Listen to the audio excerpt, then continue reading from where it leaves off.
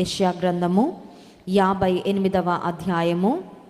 యెషయా గ్రంథము 58వ అధ్యాయము 3వ వచనం నుండి 6వ వచనం వరకు మార్చి చదువుకుందాం. యెషయా గ్రంథం 58వ అధ్యాయము 3వ వచనం నుండి 6వ వచనం వరకు మార్చి చదువుకుందాం. మేము ఉపవాసం ఉండగా నీవెందుకు చూడవు, మేము మా ప్రాణములను ఆయాసపరచుకొనగా నీవెందుకు లక్ష్య పెట్టవు అని అందురు. మీ ఉపవాస దినమున మీరు మీ వ్యాపారము చేయుదురు, మీ పనివారి చేత కఠినమైన పని చేయించుదురు.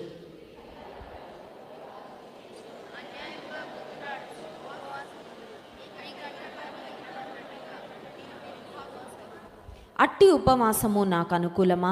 మనుష్యుడు తన ప్రాణమును బాధపరచుకొనవలసిన దినము అట్టిదేనా? ఒకడు జమ్ము వలె తల వంచుకొని గోనెపట్ట కట్టుకొని బూడిద పరుచుకొని కూర్చుండుట ఉపవాసమా? అట్టి ఉపవాసము యెహోవాకు ప్రీతికరమని మీరు అనుకొందురా?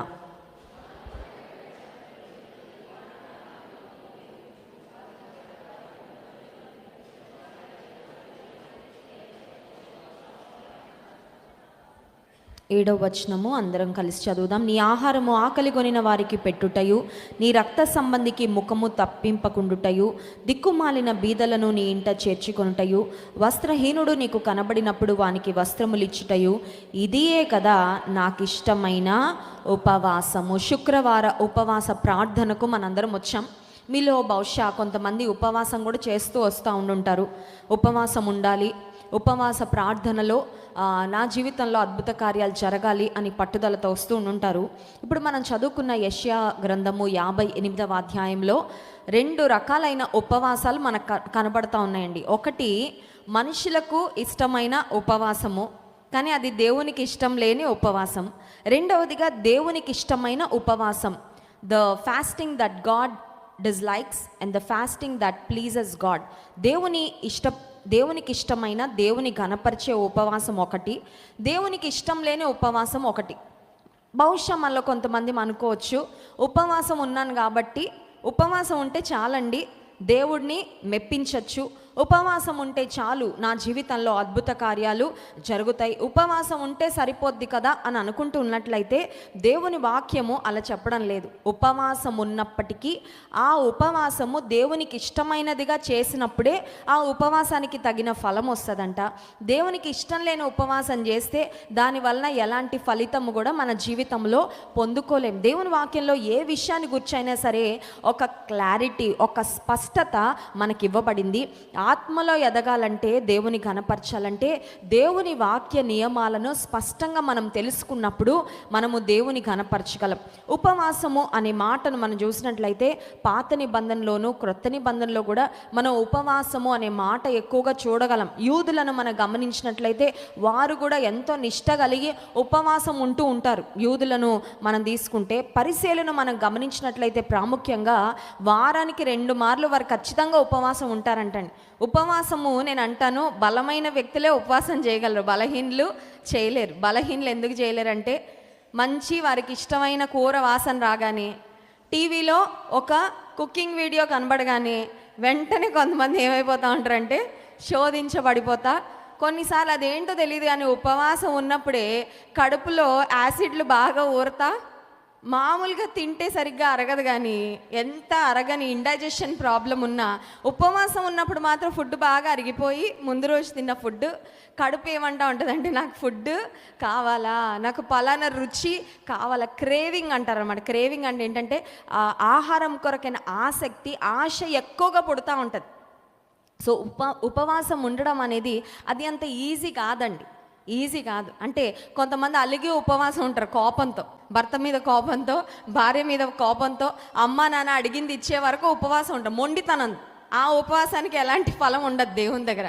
I not talking about that kind of fasting. కానీ ఈరోజు నేను చెప్తున్న ఉపవాసం ఏంటంటే దేవుని సన్నిధిలో దేవునికి దగ్గరగా చేరాలని, ఆత్మలో ఎదగాలని, దేవుని నుండి కొన్ని కార్యాలు పొందాలని ఒక దీక్షగా నువ్వు చేసే ఉపవాసం ఉంది చూసావా, అది ఎప్పుడు చేయగలమంటే only the strong can fast. బలవంతులే ఉపవాసము ఉండగలరు. ఇంకొక మాట ఏంటంటే బలహీనులు బలవంతులు అవ్వడానికి ఏం చేయాలంటే ఉపవాసము కానీ లోకం చెప్పే విషయం వేరుగా ఉంటుందండి. లోకము చెప్పే విషయము, సైన్స్ చెప్పే విషయం, డాక్టర్ చెప్పే విషయం ఏంటంటే బలమైన ఆహారం తీసుకుంటే మీరు బలంగా ఉంటారు. ఆహారం తీసుకోకపోతే, మంచి ఫుడ్ తీసుకోకపోతే మీరు బక్క చిక్కిపోతారు, వీక్ అయిపోతారు, మీకు ఇమ్యూనిటీ ఉండదు. అందుకని కరోనా సమయంలో బాగా తినాలని ఒకటి అందరికీ మైండ్కి ఎక్కేసింది, అవును కదండి. బాగా తింటే బలంగా ఉంటాం, బాగా తింటే ఏ రోగం రాదు, బాగా తింటే ఇమ్యూనిటీ డెవలప్ అవుతుందని బాగా మనకి వంట పట్టించుకొని బాగా తినేసి, మనందరికీ తెలుసు కరోనా తర్వాత అందరు కూడా కొన్ని కేజీలు అయినా సరే వెయిట్ గెయిన్ అయిపోయాం కదా. ఇప్పుడు మళ్ళీ తగ్గడానికి చాలా ఇబ్బందులు చాలామంది పడతా ఉన్నారు. ఎందుకంటే లోకం చెప్పేది, లేదంటే ద లా ఆఫ్ నేచర్, ప్రకృతి సిద్ధమైన ధర్మం ఏంటంటే మంచిగా తింటే బలం వస్తుంది.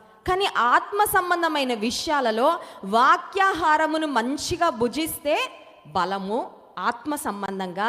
అంత మాత్రమే కాదు, ఆత్మలో బలంగా ఉండాలంటే కొన్నిసార్లు శరీరాన్ని ఏం చేయాలంటే నలగొట్టాలన్నమాట. శరీరానికి ఉపవాసం పెట్టడం ద్వారా ఆత్మలో మనము బలాన్ని పొందుకుంటాము, ఆత్మలో మనము ఖచ్చితంగా ఎదుగుతాం. లూకా సువార్తలో మనం చూసినట్లయితే యేసుక్రీస్తు ప్రభువారి యొక్క శిష్యులు కూడా, అంటే ప్రాముఖ్యంగా పరిసయ్యులు అనే వ్యక్తులు, లూకా సువార్త 18వ అధ్యాయము 12వ వచనంలో పరిసయ్యుడు సుంకరి ఇద్దరు వెళ్ళి మందిరానికి ప్రార్థన చేస్తూ ఉన్నారు. వారిద్దరు చేస్తున్న ప్రార్థనలో, ఆ పరిసయ్యుని ప్రార్థనలో ఈ విధంగా వ్రాయబడింది, చదువుతారా? వారమునకు 2 మార్లు ఉపవాసము చేయుచు నా సంపాదన అంతటిలో 10వ వంతు చెల్లించుచున్నానని తనలో తాను ప్రార్థించుచుండెను. చాలండి. పరిసయ్యుడు చేసిన ప్రార్థన, దేవా నేను వారానికి 2 సార్లు ఉపవాసము. దేవునికి తెలియదండి మనం చేసేవి, దేవునికి చెప్పాలా, మళ్ళీ రిమైండ్ చేయాలా? అవసరం లేదు. కానీ ఈ పరిసయ్యుడు ఒక మాటలో చెప్పాలంటే స్వనీతితో బ్రతుకుతూ ఉన్నాడు. నేను వారానికి 2 సార్లు ఉపవాసం ఉంటున్నాను, నేను నా 10వ వంతు దేవునికి ఇస్తా ఉన్నానని ప్రార్థన చేస్తున్నాడు. కానీ పరిసయ్యుని ప్రార్థన, సుంకరి ప్రార్థన మనం గమనించినట్లయితే ఎట్ ది ఎండ్ ఎవరు దేవుని చేత మరి అటెస్ట్ చేయబడ్డారు, దేవుని చేత అప్రూవ్ చేయబడ్డారు, ఎవరు దేవుని దృష్టిలో నీతిమంతులుగా తీర్చబడ్డారని ఆలోచన చేస్తే పరిసయ్యుడిని దేవుడు నీతిమంతుడిగా తీర్చలేదు. కానీ ఆ సుంకరి ఎవరైతే పాపిగా ఉండి దేవుని సన్నిధిలో తన స్థితిని ఒప్పుకొని దీనత్వంతో దేవుని సన్నిధిలో ప్రార్థన చేశాడు, సుంకరి ప్రార్థన దేవుడు అంగీకరించినట్లుగా మనం వాక్య భాగంలో చూడగలం. పరిసయ్యులు ఎంతో నిష్ట కలిగి ఉపవాసం ఉండి ప్రార్థన చేస్తూ ఉండేవారు. కానీ పరిసయ్యుల ఉపవాసము దేవునికి ఇష్టమైన ఉపవాసం కాదు. దేవునికి ఇష్టం లేని ఉపవాసము మనం చూసినట్లయితే, దేవునికి ఇష్టం లేని ఉపవాసం ఎలా ఉంటుందండి అంటే యెషయా గ్రంథం 58వ అధ్యాయంలో 3వ వచనం నుండి చూడండి. మేము ఉపవాసం ఉండగా నీవెందుకు చూడవు, మేము మా ప్రాణములను ఆయాసపరచుకొనగా నీవెందుకు లక్ష్య పెట్టవు అని అందరూ మీ ఉపవాస దినమున మీరు మీ వ్యాపారము చేయుదురు. ఒక్క నిమిషం అండి, ఒక్కొక్క మాట చదువుకుంటా వెళ్దాం. ఉపవాస దినమందు ఏమి చేస్తే ఆ ఉపవాసం దేవునికి ఇష్టం ఉండదు. ఉపవాసం అయితే ఉంటున్నారు కరెక్టే, భోజనం అయితే మానుతున్నారు కరెక్టే, కానీ దానితో పాటు కొన్ని చేస్తున్నారంట దేవునికి అయిష్టమైనవి. అందుకని ఆ ఉపవాసం దేవునికి ఇష్టమైన ఉపవాసం కాదంట. ఏంటా కార్యాలంటే, మొట్టమొదటి కార్యము, మీ ఉపవాస దినమున మీరు వ్యాపారము చేయుదురు. అంటే you are busy with your own things. అసలు ఉపవాసం ఎందుకు ఉంటాం? దేవునికి దగ్గరగా అవ్వాలి. ఉపవాసం ఎందుకు గడుపుతాం? దేవుని సన్నిధిలో ఆయనలో మనం ఎదగాలి, ఆయనను గూర్చి ఇంకా తెలుసుకోవాలి, దేవుని గూర్చిన సంగతులు ఇంకా మనం గ్రహించాలి, ఆత్మలో వర్ధిల్లాలి, దేవునితో గడపాలి అని నీకు ఆశ ఉండాలి. కానీ ఉపవాసం భోజనం అయితే మానేస్తూ, మన వ్యాపారాలు మన పనులన్నీ మనం మామూలుగా చేస్తూ, ప్రార్థనలో సమయం గడపకపోతే, దేవుని వాక్య ధ్యానంలో సమయం గడపకపోతే ఆ ఫాస్టింగ్ డైటింగ్ అవుతుంది తప్ప ఫాస్టింగ్ అవ్వదు. అర్థమవుతుందండి? కొంతమంది పేరు ఫాస్టింగ్ అని పెట్టుకుంటారు కానీ దేవునితో సమయం గడపరండి. ఒక ఉపవాస ప్రార్థనకి రారు, మోకాళ్ళు వేయరు, దేవుని వాక్యాన్ని ఎక్కువగా పఠించరు, దేవుని సన్నిధిలో తమ్మును తాము స్వపరీక్ష చేసుకోరు. అప్పుడు అది ఫాస్టింగ్ కాదు కానీ అది డైటింగ్ అని పెట్టడం దానికి మంచి పేరు అన్నమాట. మీరు ఉపవాసం ఉందురు కానీ ఉపవాస దినమున వ్యాపారం చేస్తారు. వ్యాపారం ఉపవాస దినమున చేస్తే దేవునికి ఎందుకు ఇష్టం లేదు అంటే, మీ పనులన్నీ మీరు చేసుకుంటా, నేను ఉపవాసం ఉంటున్నాను అని నాతో సమయం గడపకుండా, ఆత్మ సంబంధమైన ఆలోచన లేకుండా శరీరానుసారంగానే బ్రతుకుతూ ఉంటే ఇంకా ఉపవాసం వల్ల ప్రయోజనము ఏంటి? ఆ తర్వాత మాట చూడండి, మీ పనివారి చేత కఠినమైన పని చేయించుదురు. కఠినమైన పని పని చేయి. కఠినమైన పని చేయించడం అంటే కొన్నిసార్లు కఠినమైన హృదయం కదండి, కొన్నిసార్లు కఠినమైన హృదయం. దేవునికి అయిష్టమైనది ఏంటి అంటే కఠినత్వం దేవునికి ఇష్టం ఉండదండి. పాపం విషయంలో చాలా ఖచ్చితంగా ఉండాలి. మనం పాపాన్ని ద్వేషించే విషయంలో, పాపాన్ని అసహించుకునే విషయంలో, పాపం జోలికి విషయంలో వెళ్ళే విషయంలో కఠినంగా ఉండాలి. కానీ ఆత్మ సంబంధమైన విషయాలలో, తోటి వారితో మన యొక్క సంబంధ బాంధవ్యాలలో మనము సున్నితమైన మనస్కులుగా, దయగలిగిన వారిగా ఉండాలని దేవుడు కోరుతున్నాడు. కానీ మీ పనివారితో మీరు కఠినమైన పనులు, ఉపవాసం అయితే చేస్తున్నారు కానీ మీ పొరుగు వారితో లేదంటే నీ చుట్టూ ఉన్న వారితో నీ ప్రవర్తన సరిగ్గా లేదు. ఇంకొక మాట 4వ వచనం, మీరు కలహపడుచు వివాదము చాలండి. There is strife. ఉపవాసం ఉంటున్నానని చెప్తున్నావు, ఇంటికి వెళ్ళగానే గొడవ పడుతున్నావు. దేవుడు అంటున్నాడు నీ ఉపవాసము వేస్ట్, నీ ఉపవాసం నేను అంగీకరించను, నీ ఉపవాసం నేను మెచ్చను. ఎందుకంటే నువ్వు ఉపవాసం ఉంటున్నావు కానీ సమాధానం నీలో లేదు. వివాదాలు, గొడవలకే నీకు బాగా ఇంట్రెస్ట్. కొంతమంది గొడవలు అనగానే అన్ని పనులు మానేసుకొని అక్కడికి వెళ్ళి చూస్తూ ఉంటారు. చూసారండి, గొడవలకి ఆడియన్స్ని ఇన్వైట్ చేయక్కర్లా, వచ్చేస్తూ ఉంటారు ఆడియన్స్. భార్య భర్తలు తన్నుకుంటా ఇంటి బయటకు రావాలి, మీరు చూడాలా. ఎవరిని ఎవరు పిలవక్కర్లా, మొత్తం 10 ఇళ్ల వారు ఒకరినొకరు పిలిచేసుకొని అదేదో ఎంటర్టైన్మెంట్ షో లాగా రండి రండి రండి పలానా వారు గొడవ పడతారు పిలుచుకొని అక్కడ నిలబడి లోపల మరి ఏమనుకుంటారు, ఏం ఆలోచించుకుంటారో నాకు తెలియదు. కానీ నా మటుకు నాకైతే గొడవలు వినడం కానీ చూడడం కానీ నాకు అసలు ఇష్టం ఉండదండి. నేను అలాంటి కుటుంబంలో పెరిగాను. నా తల్లిదండ్రులు ఎప్పుడు అరుచుకోవడం నేను ఎప్పుడు చూడలా, నా తల్లిదండ్రులు కొట్టుకోవడం నేను ఎప్పుడు చూడలా. మా బంధువులు మా ఇంటికి వచ్చి దెబ్బలాడడం కానీ, మా తల్లిదండ్రులు మా బంధువులు ఇళ్ళకి వెళ్ళి దెబ్బలాడడం నేను ఎప్పుడు చూడలేదండి. నేను దేవుని స్తుతిస్తాను, ఎందుకంటే అంత సురక్షితమైన ఆత్మీయమైన వాతావరణంలో నేను పెరిగినందుకు నేను నిజంగా దేవుని స్తుతిస్తాను. I've never seen a conflict, a strife. అందుకే నాకు వెంటనే గొంతు లేపాలన్నా కూడా ఎప్పుడైనా నాకు అలవాటు లేదండి, ఎందుకంటే నేను చూడలేదు. వివాదాలకు చోటిస్తున్నావంటే నీ జీవితంలో నీ ఉపవాసానికి ఉపయోగము. వివాదాలంటే నీకు చాలా ఇష్టంగా ఉన్నాయంటే వివాదాలను చూడడానికి, వివాదాలను ప్రోత్సహించడానికి, నువ్వు వెళ్ళి వివాదంలో పార్టిసిపేట్ చేయడానికి, పాలిపంపులు పొందడానికి నీకు బాగా ఇంట్రెస్ట్ ఉందంటే అర్థం ఏంటంటే నువ్వు సమాధానం కలిగిన వ్యక్తివి కాదనమాట. అలాంటి వారు ఉపవాసం చేసినా కూడా దేవుడు అంటాడు I don't approve this fasting. ఆ తర్వాత చూడండి, మీరు కలహపడుచు వివాదము చేయుచు అన్యాయముగా, యు ఆర్ అన్జస్ట్. అన్యాయంగా ఉన్నారు. తమకొక న్యాయము, పరులకు మరొక న్యాయం. న్యాయం అంటే న్యాయమే ఎవరికైనా సరే కదండి. మన బిడ్డలైనా బయటవారైనా, మనవారైనా, మన ఇంటి పేరున్నవారైనా, మన బంధువులైనా బయటవారైనా న్యాయం న్యాయమే. మన దేవుడు న్యాయవంతుడు అంటే అర్థం ఏంటంటే మనకు కూడా న్యాయం తీరుస్తాడు. మనం అన్యాయంగా ప్రవర్తించినా ఊరుకోడండి. నా పిల్లలే కదా అని ఆయన వెనకేసుకొని రాడు. న్యాయవంతుడైన దేవుడు. మీరు ఉపవాసం ఉంటున్నారు కానీ మీ ప్రవర్తనలో న్యాయము లేదు, మీ మాటలలో న్యాయము లేదు. వివాదాలకు మీరు ముందుంటున్నారు, కలహపడడానికి మీరు ముందుంటా ఉన్నారు. అంత మాత్రమే కాదు, గుద్దులాడుచు ఉపవాసము. దుష్టత్వము ఒక మాటలో చెప్పాలంటే చాలా ఎక్కువగా ఉన్నప్పుడు, దేవునికి అయిష్టమైన అనుభవాలు ఎక్కువగా ఉన్నప్పుడు కలహపడము, గొడవలు, గందరగోళాలు, ఇతరుల మీద కయ్యానికి కాళ్ళు దూసే అనుభవాలు ఇవన్నీ పెట్టుకొని నేను ఉపవాసం ఉంటే ఏమంటున్నారంటే మీ కంఠధ్వని పరమున వినబడినట్లుగా మీరు ఇప్పుడు ఉపవాసము ఉండరు. అట్టి ఉపవాసము నాకు అనుకూలమా? ఇలాంటి స్థితిలో ఉపవాసం ఉంటూ అడుగుతున్న ప్రశ్న ఏంటంటే 3వ వచనం, మేము మా ప్రాణములను ఆయాసపరచుకొనగా నీవెందుకు లక్ష్య పెట్టవయ్యా? దేవుడు అంటున్నాడు ఈ అనుభవాలు ఉంటే ఆ ఉపవాసాన్ని నేను లక్ష్య పెట్టను, ఉపవాసం చేసే వ్యక్తిని కూడా నేను లక్ష్య పెట్టను. అంటే ఉపవాస ప్రార్థనకు వచ్చినప్పుడు, ప్రాముఖ్యంగా ఉపవాస దీక్షలో ఉన్నప్పుడు, ఉపవాసం చేస్తున్నప్పుడు ఈ అనుభవాలు ఏవైనా మనలో ఉన్నాయో చూసుకొని వాటిని విడిచిపెడితే తప్ప మన ఉపవాసము దేవుని దృష్టికి అంగీకార యోగ్యము అవ్వదు. మన ఉపవాస ప్రార్థన వలన మనము ఫలాన్ని దేవుని నుండి పొందుకోలేమన్నమాట. కాబట్టి దేవునికి ఇష్టం లేని ఉపవాసం ఇలా ఉంటుంది. ఇప్పుడు దేవునికి ఇష్టమైన ఉపవాసం ఎలా ఉంటుందో కూడా అది కూడా రాశారండి. దేవుడు కేవలం నాకు ఇది ఇష్టం లేదు అని చెప్పి విడిచిపెట్టలేదు. What kind of a fasting pleases God, ఏ రకంగా మనం ఉపవాసం ఉంటే, ఉపవాసం ఉంటున్నప్పుడు ఎట్టి అనుభవాలతో ఉంటే మన ఉపవాసము దేవునికి ఇష్టమైన ఉపవాసంగా ఉంటుంది అని ఆలోచన చేసినట్లయితే అక్కడ చూడండి 5వ వచనము 6వ వచనం చూడండి. 6వ వచనం, కట్టిన కట్లను విప్పుటయు, దుర్మార్గుల కట్లను విప్పుటయు. కట్లు కట్టబడిన వ్యక్తి యొక్క కట్లు విప్పాలంటే you need to take some time. నువ్వు సమయం తీసుకోవాలా. ఈ రోజుల్లో ఎవరి కొరకు సమయం తీసుకునే అంత ఖాళీగా ఎవరు, ప్రతి ఒక్కరూ బిజీయే. ఇతరుల కోసం ఆలోచన చేసి వారు కట్లలో ఉంటే వారిని విడిపించాలి అనే శ్రద్ధ ఎవరికి ఉందండి? ఇబ్బందుల్లో ఉండి నాకు సహాయం చేయండి అని అడిగితేనే ఎవరి బాధలు వారు పడతారులే అని వెళ్ళిపోయే ప్రపంచంలో మనం బ్రతుకుతూ ఉంటే, దుర్మార్గులు కట్టిన కట్లను విప్పుట.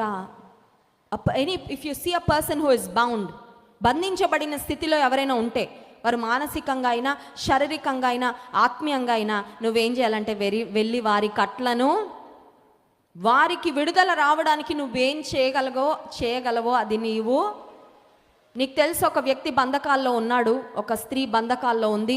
ఆమె మందిరానికి వస్తే దేవుని మాట ద్వారా, దేవుని శక్తి ద్వారా విడుదల పొందుతుంది. నీకు తెలిసినా నువ్వు చేయట్లేదు అంటే అర్థం ఏంటంటే, కట్లలో ఉన్న వారి యొక్క కట్లు విప్పబడడానికి మనం ఎటువంటి ప్రయత్నం చేయడం లేదన్నమాట. బంధింపబడిన వారి యొక్క దుర్మార్గులు కట్టిన కట్లను విప్పుట. రెండవదిగా కాడిమాను మోకులు తీయుట, ఈజింగ్ ద బర్డన్. భారంతో ఎవరో ఉన్నారు, నువ్వు వారి భారాన్ని తీయగలవు. కొంతైనా చిన్న ఊరటైనా నువ్వు కలగచేయగలవు వారికి. కానీ నాకు ఎందుకులే అని ఊరుకుంటున్నావు నువ్వు. దేవుడు అంటున్నాడు, ఇతరుల యొక్క భారాలు తొలగించుట, బాధింపబడిన వారిని విడిపించుట. Helping the oppressed.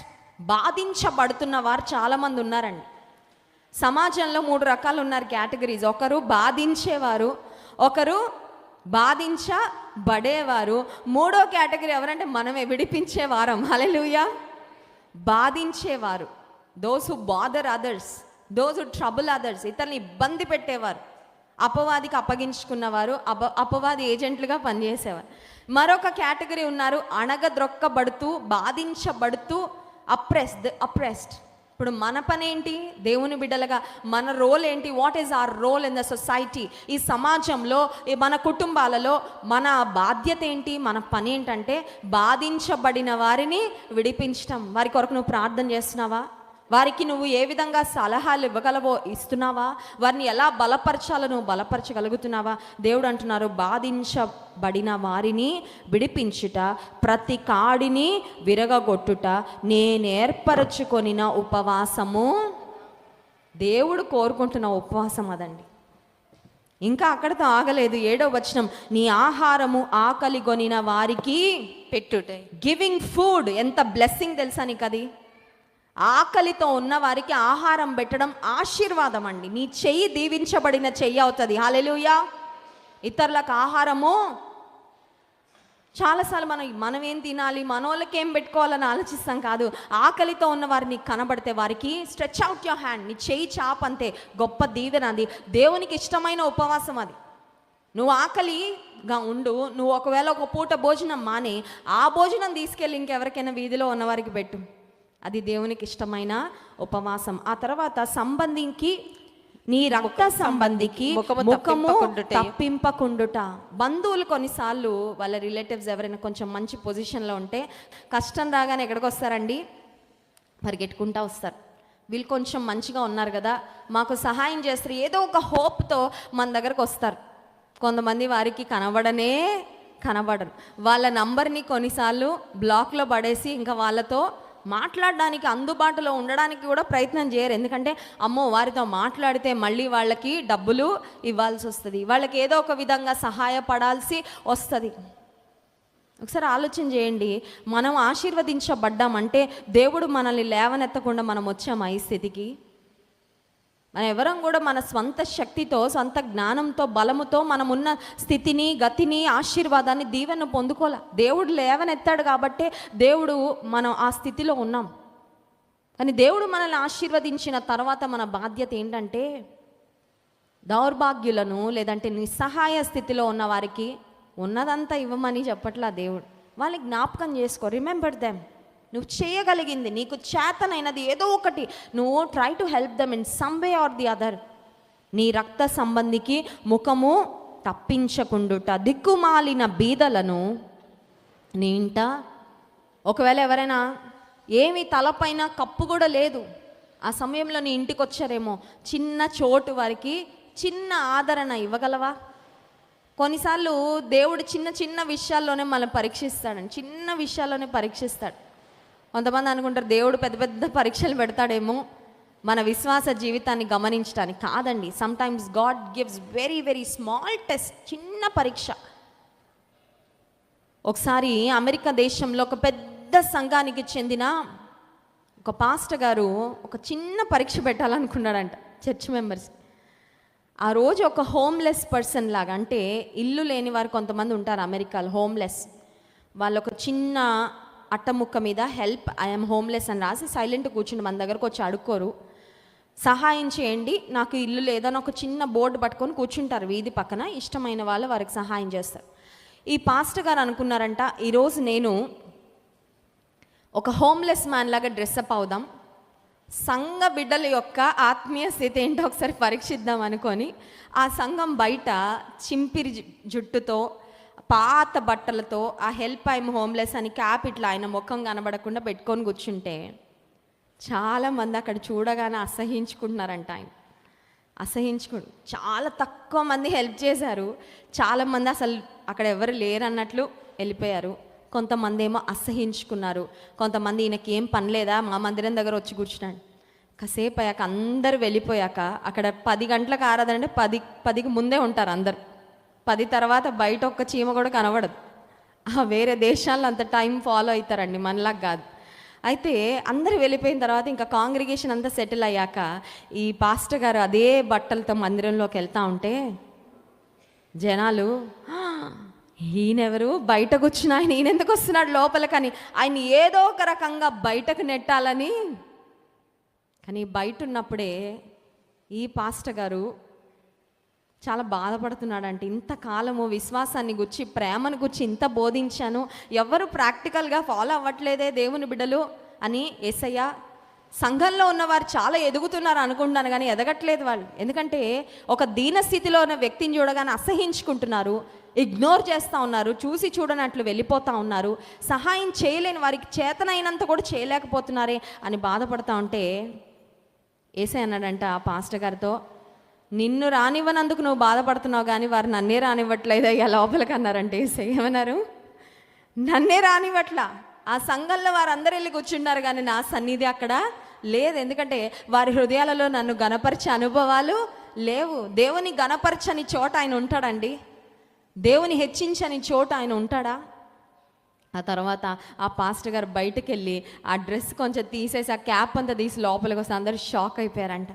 That was a practical demonstration. ఆ రోజు ఆ దైవజనుడు చాలా ప్రాక్టికల్గా సంఘానికి నేర్పించిన మాట ఏంటంటే, నీవు దీనస్థితిలో నిస్సహాయ స్థితిలో ఎవరైనా కనబడితే వారిని అసహించుకోవడము కాదు, వారిని చూసి చూడనట్లుగా విడిచిపెట్టేయడము కాదు, చేతనైనంత సహాయం. దేవుడు నిన్ను ఆశీర్వదించిన దానిలో when you see a homeless person, ఎవరికైతే షెల్టర్ లేదో వారికి సహాయము చేయడం. వస్త్రహీనుడు నీకు కనబడినప్పుడు వానికి వస్త్రములు ఇచ్చుట. మనకు ఉంటాయండి కొన్ని వస్త్రాలు, మనకు తెలుసు అవి ఎప్పటికీ వేసుకోమని, అవునా కాదండి? కొన్ని వస్త్రాలు మన ఇంట్లో ఉంటాయి, అవి వాడేసి ఉంటాము, ఇంకా ఎప్పటికీ వాడం.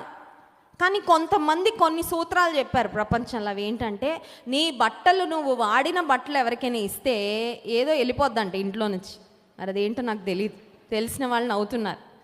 నువ్వు వాడిన బట్టలు, నువ్వు వేసుకున్న బట్టలు లేని వారికి, దీనస్థితిలో ఉన్న వారికి నువ్వు ఇస్తే ఇంటిలోంచి ఏదో వెళ్ళిపోద్ది.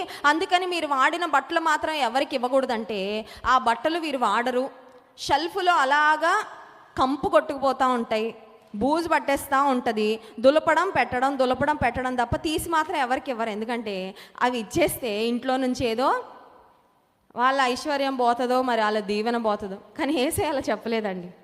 నీకున్నది ఇస్తే అది నీకున్న దాన్ని దేవుడు ఇంకా మల్టిప్లై చేస్తాడు. హల్లెలూయా. నీకున్నది నిస్సహాయ స్థితిలో ఉన్న వారికి నువ్వు ఇస్తే నీకున్న దాన్ని దేవుడు రెట్టింపు చేస్తాడు అంతే. ఒక క్రిస్మస్కి జాన్ వెస్లీ గారు అన్నారు, ఈ సంవత్సరం నీకు దేవుడు ఎవరిని జ్ఞాపకం చేస్తే వాళ్ళందరికీ నువ్వు ఒకసారి 2 సార్లు కట్టుకుని చీరలు ఉంటాయి కదా వాళ్ళకి ఇచ్చేయాలి అని చెప్పారు. నేను చీరలు కట్టుకొని చెమట ఓడ్చి పనులు ఏమి చేయను కదా, అలా కొత్తగా ఉంటాయి ఏవైనా సరే. సరే దేవుడు జ్ఞాపకం చేసిన వాళ్ళందరికీ కవర్లలో పెట్టి సైలెంట్గా ఇచ్చేసాను. ఇచ్చిన తర్వాత మీరు నమ్మరండి, నేను ఎన్ని ఇచ్చానో దానికి 3 అంతలు నాకు మళ్ళీ కొత్త చీరలు వచ్చేసాయి. ఇప్పుడు అవి పెట్టడానికి కూడా స్థలం లేదు, అలా అయిపోయింది పరిస్థితి. నేను ఇచ్చినప్పుడు నాకు దేవుడు ఇస్తాడని నేను ఇవ్వలేదండి. I'm happy with what I have. నాకేమి ఇచ్చాడో దేవుడు వాటిని బట్టి నేను స్తుతిస్తా. అయితే ఇచ్చాను, నాకున్నవే ఇచ్చా. నేనేదో కొత్తగా వెళ్ళి కొనుక్కొచ్చి ఇవ్వలే. కొన్నిసార్లు కొనుక్కొచ్చి ఇస్తా. నా కోసం నేను కొనుక్కునే దానికంటే ఇతరులకు కొని ఇచ్చినప్పుడు ఉండే ఆనందం చాలా గొప్పగా ఉంటుంది. చాలా ఎక్సైట్మెంట్ ఉంటుంది నాకు ఎవరికైనా కొని ఇచ్చినప్పుడు. అలా చేస్తూ ఉంటాను. కానీ నా దగ్గర ఉన్నవే వేరే వారికి ఇచ్చినప్పుడు దేవుడు నాకు 3 అంతలు ఇవ్వగానే నాకు అనిపించింది, ఇయుడి మీకు ఇయ్యబడునని వాక్యంలో వ్రాయబడింది, అది నెరవేరిందండి అంతే. నేనేదో పొందాలని ఇవ్వలేదు. But God gives you a reward when you give. నువ్వు ఇస్తే నీకు తక్కువ అవ్వదు, నువ్వు ఇస్తే నువ్వు రెట్టింపు పొందుకుంటావు. హల్లెలూయా. ఏ విషయమైనా సరే, అది ఏ విషయమైనా సరే, ప్రేమనివ్వు, రెట్టింపు ప్రేమ, దయ నువ్వు చూపించు. ఎంతో దయ నువ్వు, మంచితనం అనే విత్తనాలు విత్తు. గొప్ప మంచితనము దేవుని నుండి, ఆ తర్వాత నీ చుట్టూ ఉన్న వారి నుండి కూడా క్షమ అనే విత్తనాన్ని విత్తు. You will receive it back. యేసయ్య చెప్తున్నారు, దేవుని వాక్యం సెలవిస్తుంది, నాకు ఇష్టమైన ఉపవాసం ఏంటంటే వస్త్రహీనుడు నీకు కనబడినప్పుడు వానికి వస్త్రములు ఇచ్చుట. ఇదే కదా నాకు ఇష్టమైన. దేవుడు కోరుకుంటున్న ఉపవాసం కేవలం భోజనం మానేయడం కాదు, అక్కడితో ఆపద్దండి. Don't limited to that. ఆత్మీయమైన అనుభవాలు, దేవునికి ఇష్టమైన విధానాలు మన జీవితంలో ఉన్నప్పుడే మన ఉపవాసము కూడా దేవుని దృష్టికి అంగీకారము. ఇక ఆ తర్వాత మీరు చూడండి, యెషయా గ్రంథం 58వ అధ్యాయంలో మీరు గమనించినట్లయితే 8వ వచనం మధ్య భాగం నుండి ఆశీర్వాదాల పరంపర అండి, ఫ్లో ఆఫ్ బ్లెస్సింగ్, ఆశీర్వాదాల యొక్క పరంపర. ఎంతమందికి కావాలా? ఒకసారి చేతులు ఎత్తడానికి కూడా బతికిస్తున్నారు. ఒకసారి స్తోత్రం చెప్దామండి. హల్లెలూయా. ఆశీర్వాదాల పరంపర ఉంది, లిస్ట్. మామూలు బ్లెస్సింగ్స్ కాదు అవి.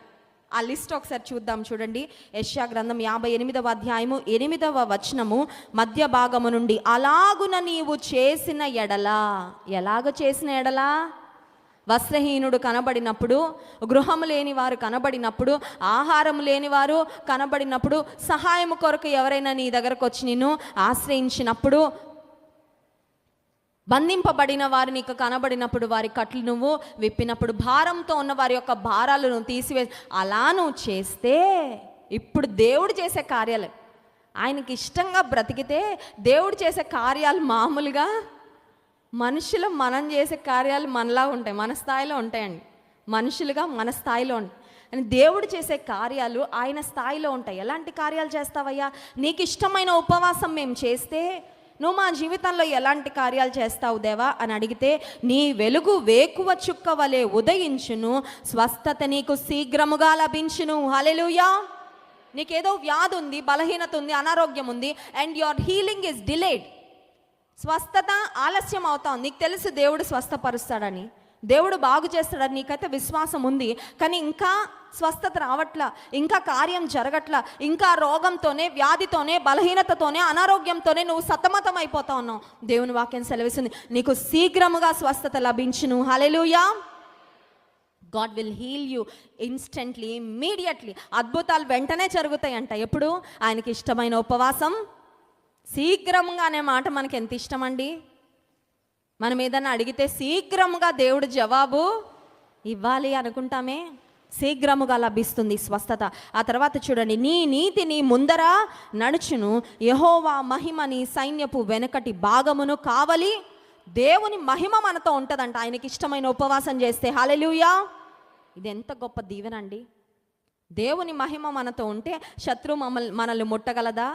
అపవాది మన దగ్గరకు రాగలడా?